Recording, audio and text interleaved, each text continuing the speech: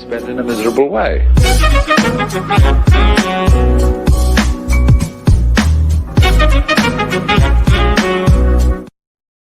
U.S. News: Elizabeth Warren apologizes to Cherokee Nation over DNA test, tribe says politics. The presidential hopeful reach. The Warren spokesman declined to comment on any outreach to Cherokee Nation. Warren's decision last year to roll out a video touting her family's native ancestry and post online an analysis of her genetic data performed by Carlos Bustamante, a Stanford professor, that identified Cherokee Nation Secretary of State Chuck Hosky Jr. was among Warren's harshest critics. By the time Warren hit the campaign trail earlier this month after forming a presidential exploratory committee, the fury seemed to be dying down.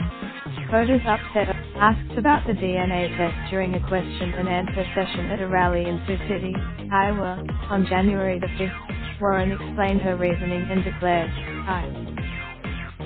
Her point echoed what tribal advocates and leaders had said and were continuing to say as their frustration grew for months.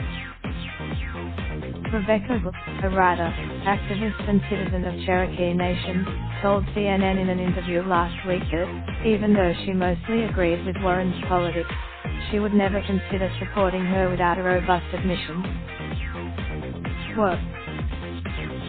Warren's explanation, her stories of a familial history and the DNA test, she added, only made things worse.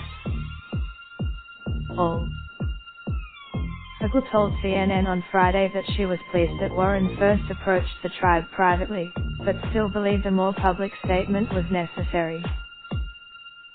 The Intercept on the outreach and apology.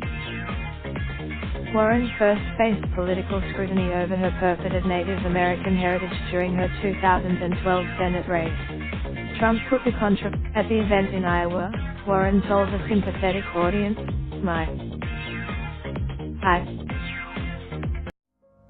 Raindrop, drop top, top smoking, no cooking the hot pot.